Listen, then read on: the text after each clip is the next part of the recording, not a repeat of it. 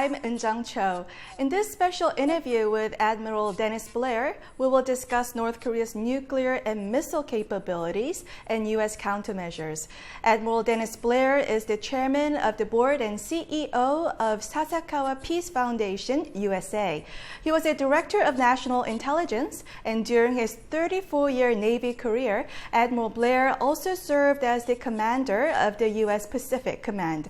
Admiral Blair, thank you for joining us. Nice to be with you, Eunjung. Admiral Blair, North Korea claims it has miniaturized a nuclear warhead. Do you believe North Korea has developed the ability to mount a nuclear warhead on an intercontinental ballistic missile? I'm not sure, Eunjung, and I don't think anyone who is not reading the classified intelligence can be sure, but certainly it's a logical next step in the Korean nuclear development program. They've developed the initial weapon and they've worked on miniaturizing it. So even if they don't have it now, I would anticipate that they would be able to develop that capability. You are anticipating that. So in how many years do you expect North Korea to complete the miniaturization? I really couldn't tell you, but it's probably single digits. Mm-hmm. That's in less than 10 years, right? Certainly, yes. Mm-hmm. How accurate and reliable is North Korea's KN-08, the intercontinental ballistic missile? Can it reach the western coast of the United States? Well, if you look at what's been published openly by the U.S. government, they've fired it, I think, twice, 2 or 3 times. They've used it for putting satellites into orbit, but it's the same technology whether you are putting a satellite in orbit or whether you are firing a missile that returns to ground. It looks like they've been partially successful about half of the time. The problem with nuclear weapons, of course, is that you don't have to be very accurate if all you're trying to do is to fire a weapon at another country. Right. So even if it's not so accurate, can it at least come closer, near the western shores of the United States? That's what I understand from what's been published, that it can range some of the western area of the United States. Mm-hmm, I see. Admiral, are North Korea's satellite launches indication of its missile capability? North Korea launched long-range rockets 6 times since 1998. You probably have the figures in front of you better than I do, but it's a small number of launches like that. Some of them worked, some of them didn't. I would say that it's not a high reliability system that they've developed, but enough of them have worked that they have a working capability on the missile. And as I say, I'm not sure about the miniaturization of the nuclear warhead, so it could fit in that particular missile. Mm-hmm. I see. Admiral, Kim Jong-un, while showing off his silver orb that looked like an implosion nuclear bomb, threatened to conduct a preemptive nuclear strike against the United States. Do you believe Kim Jong-un may indeed use nuclear weapon against the United States?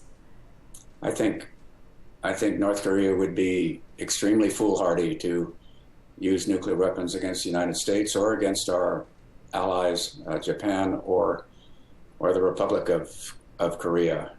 The retaliation would devastate North Korea, would be the end of his regime. And so I think it would be an extremely foolhardy and suicidal move for him to actually use those weapons. Mm-hmm. You just said that it would mean the end of the regime. Back in 2014, you also told a South Korean press that if North Korea uses nuclear weapons, then the United States will revenge with nuclear weapon and the North Korean regime will end. Tell us more about this U.S. plans to retaliate North Korea with a nuclear weapon. No, I'm not going to tell you about U.S. plans. It's just the open U.S. policy that we maintain the capability, and we have about 1,600 nuclear weapons. All of them work. All of the systems work, and I just have no doubt in my mind that if terrible weapon like a nuclear weapon were used against the United States or its allies, the United States would retaliate to ensure that no further weapons were used by North Korea. So it's just a simple political certainty, and there's a military capability behind it. So there is a specific plan, though, regarding North Korea and nuclear weapons? I'm not going to talk about specific plans. All right. Should the United States proceed with such war plans in North Korea, how would China react? Of many American nuclear weapon systems, so it's not a military problem. Mm-hmm. But China doesn't like the United States operating near its territories, right? Well, the United States operates. We have forces that are stationed in South Korea, which are, of course, just across the Yellow Sea from China. We have ships and aircraft that operate in international airspace along China. So we're very much present in the region. North Korea has been heightening tensions since January. Just recently, it fired 2 ballistic missiles again. This comes at a time when U.S. and South Korea is conducting a large-scale military drill. Is there a chance that North Korea may trigger a localized military conflict at this point of time? No. Right now, the United States and the Republic of Korea are at their maximum readiness because they are mobilized for an exercise, and there is very little possibility that North Korea will attempt a provocation when the United States and the Republic of Korea are completely armed, ready, have forces in the field, command centers stood up. So this is probably the safest time for the alliance. I see. Admiral Blair, back in 2009, in your capacity as the Director of National Intelligence, you said North Korea might find nuclear weapon or fissile material transfer more appealing if its own stockpile grows larger or if it faces an extreme economic crisis. And it seems like that kind of circumstances has come, especially with the new UN sanctions. Do you believe North Korea has more motivation now to proliferate? I think they have more motivation now to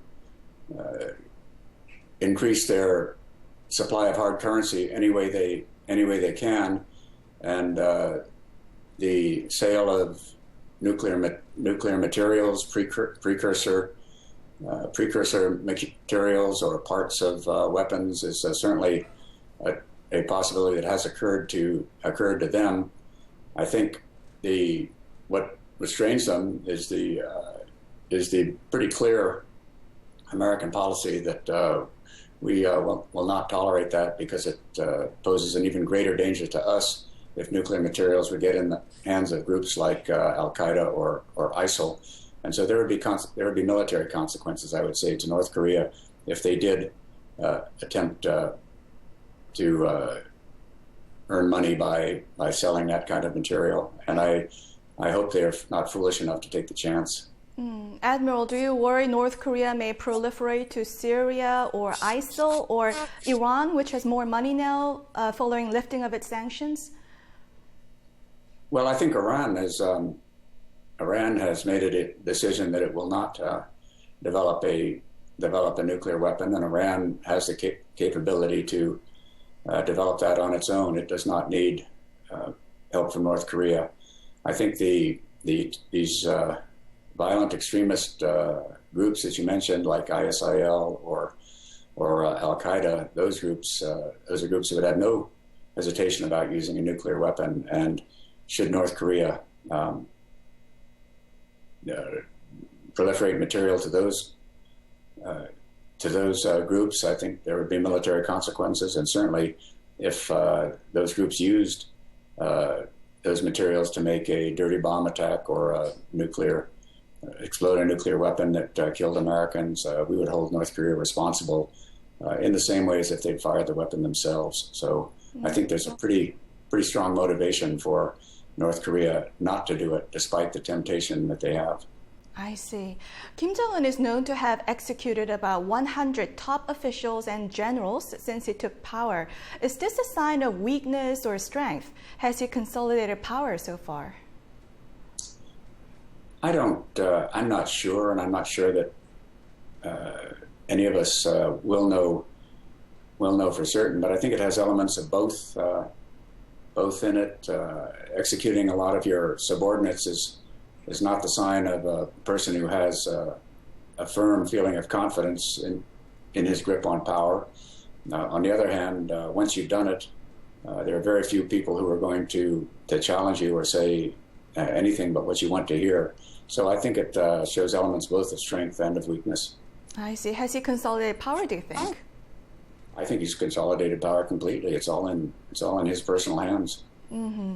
Admiral Blair, would the new United Nations Security Council Resolution 2270 be effective in cutting off North Korea's hard currency and deter the country from developing WMD? I think it will help.